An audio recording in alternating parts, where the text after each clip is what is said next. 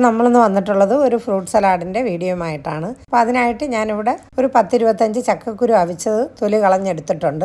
അപ്പോൾ കാച്ചി തണുപ്പിച്ചെടുത്ത പാലാണ് ഞാൻ ഒരു കപ്പ് എടുത്തിട്ടുണ്ട്. അതിൽ നിന്ന് 1/2 കപ്പ് ഞാൻ ഒഴിച്ചു കൊടുക്കുന്നുണ്ട്. ഇനി നമുക്കിതൊന്ന് അടിച്ചെടുത്തിട്ട് വരാം. അപ്പോൾ ചക്കക്കുരു ചെറുതായതുകൊണ്ടാണ് ഞാൻ 25 എടുത്തത്. നിങ്ങൾ എടുക്കുമ്പോൾ ഒരു 15 എടുത്താൽ മതി. അപ്പോൾ ഈ രീതിയിൽ കിട്ടിയിട്ടുണ്ട്. ഇനി ബാക്കി പാലൂടെ നമുക്ക് ഇതിലോട്ട് ചേർത്ത് കൊടുക്കാം. അപ്പോൾ ഇതിൻ്റെ കൂടെ ഞാൻ പഞ്ചസാരയൊന്നും ചേർക്കുന്നില്ല. നിങ്ങൾക്ക് വേണമെങ്കിൽ മധുരത്തിന് പഞ്ചസാര ചേർത്ത് കൊടുക്കാവുന്നതാണ്. അപ്പോൾ ഇനി ഇതൊന്ന് മാറ്റി വെച്ചതിന് ശേഷം നമുക്ക് അരിഞ്ഞു വെച്ചിരിക്കുന്ന ഫ്രൂട്ട്സ് എല്ലാം ഒരു ബൗളിലേക്ക് ചേർത്ത് കൊടുക്കാം. ഇതൊരു 4 ചെറുപഴം അരിഞ്ഞെടുത്തതാണ് ചെറുതായിട്ട്. ഇനി ഇതൊരു മാങ്ങ അരിഞ്ഞെടുത്തതാണ്, അതുകൂടെ ചേർത്ത് കൊടുക്കാം.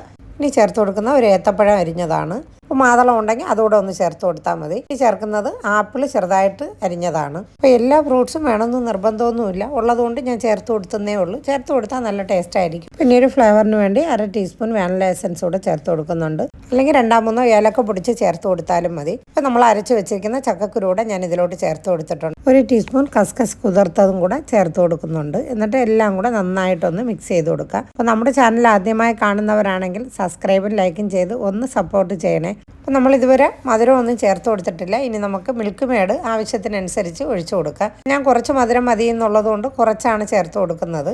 അപ്പോൾ മിൽക്ക് മേഡ് ഇല്ലെന്നുണ്ടെങ്കിൽ പഞ്ചസാര നമ്മൾ ചക്കക്കുരു അടിച്ചെടുക്കുമ്പോൾ അതിൻ്റെ കൂടെ ചേർത്ത് കൊടുത്താൽ മതി. ഞാൻ കുറച്ച് നട്ട്സ് കൂടെ ഇതിൽ ചേർത്ത് കൊടുത്തിട്ടുണ്ട്. എന്നിട്ട് നന്നായിട്ട് എല്ലാം കൂടെ ഒന്ന് മിക്സ് ചെയ്ത് കൊടുക്കാം. ചക്ക സീസൺ തീരുന്നുമ്പോൾ ഇതുപോലെ ഒന്ന് ചെയ്ത് നോക്കണേ. നല്ല ഹെൽത്തിയുമാണ്.